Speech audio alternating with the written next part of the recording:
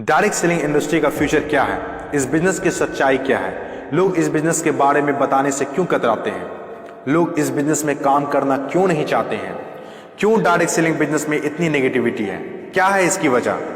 Direct selling business आने वाले वक्त का सबसे बड़ा बिजनेस है। क्यों? अगर आज आप दूसरी कंट्रीज को देखें, जो कंट्रीज आज डेवलप्ड है, उन सभी कंट्रीज के अंदर डायरेक्ट सेलिंग बिजनेस का बहुत ज्यादा प्रायोरिटीज दी जाती है, क्योंकि डायरेक्ट सेलिंग बिजनेस लोगों का बिजनेस है और जब तक दुनिया में लोग रहेंगे तब तक ये बिजनेस चलता रहेगा, क्योंकि ये बिजनेस लोगों पर डिपेंडेड है। जब तक लोग खाते रहेंगे, नहाते रहेंगे, कपड़ा पहनते रहेंगे, तब तक ये बिजनेस आपका चलता रहेगा। अपने इंडिया में कुछ लोग इसे फंसने फंसाने का काम बोलते हैं और कुछ लोग ये मानते हैं जिनके पास करने को कोई काम नहीं होता वे लोग ये काम करते हैं। मैं उन सारे लोगों से सहमत हूँ, क्योंकि उन लोगों के पास अभी तक इस बिजनेस का प्रॉपर नॉलेज नहीं पहुंच पाई है। ये हम लोगों की जिम्मेदारी है कि इतनी पावरफुल और ब्यूटीफुल इंडस्ट्री के बारे में लोगों को समझाएं। दुनिया में कुछ ऐसे भी काम होते हैं जो लोगों को आसानी से समझ में नहीं आते हैं। एक छोटा सा एग्जांपल देता हूं। हम लोग दिन भर फेसबुक, व्हाट्सएप और यूट्यूब कितना यूज करते हैं और इसके लिए आपसे एक भी पैसा नहीं लिया जाता है।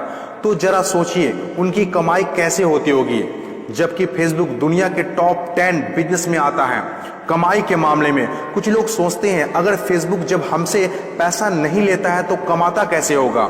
कुछ लोग सोचते हैं पता नहीं कमाता भी होगा कि नहीं। कुछ लोग कहते हैं जो डाटा हम लोग यूज करते हैं उससे कमाता है।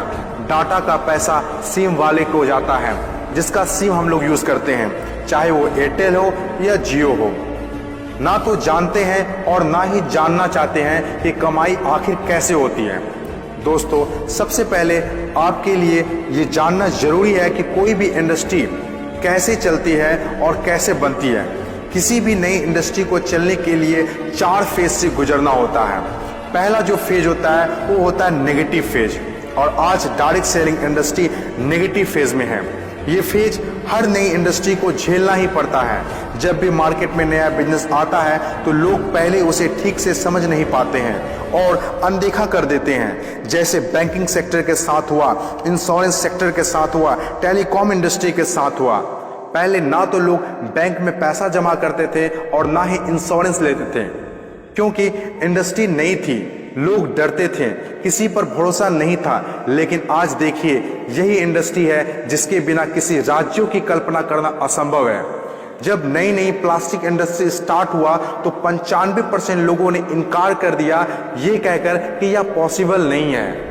लेकिन उस वक्त भी 5% लोगों को विश्वास था और आज वही 5% लोग दुनिया में आगे हैं। आज हर चीज प्लास्टिक का है, जग हो या बाल्टी, कुर्सी हो या टेबल, खिलौना हो या फ्रेम, यहाँ तक कि डोर भी अब प्लास्टिक के हैं, जो आज से 20 साल पहले किसी ने सोचा भी नहीं था।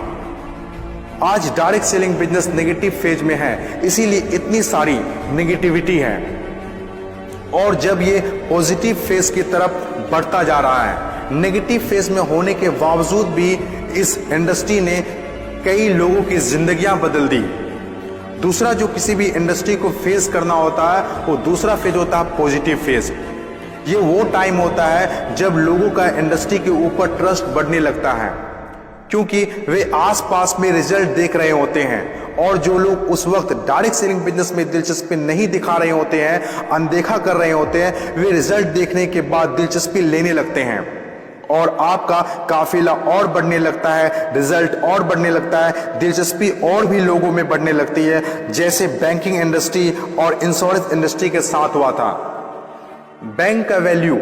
बैंकिंग इंडस्ट्री का वैल्यू तब पता चला होगा लोगों को जब किसी का पैसा घर में सुरक्षित नहीं रहा होगा। इंश्योरेंस के वैल्यू तब लोगों को पता चला होगा जब किसी के एक्सीडेंट होने के बाद उसके घर वाले को पैसा मिला होगा। तीसरी जो किसी भी इंडस्ट्री का फेज होता है वो होता है ग्रोथ फेज। जब एक बार लोगों को इंडस्ट्री पर भरोसा होने लगता है तो उनकी ग्रोथ बहुत तेजी से होने लगती है, क्योंकि ऐसे फेज में लोगों को ज्यादा समझाने की जरूरत नहीं होती है। और जब तक कोई कंपनी ग्रोथ फेज में नहीं आती है तब तक लोग उसके साथ जुड़ना पसंद नहीं करते हैं और जैसे कंपनी ग्रोथ फेज में एंटर करती है तो लोग उसके साथ ऑटोमेटिक जुड़ना और काम करना स्टार्ट कर देते हैं।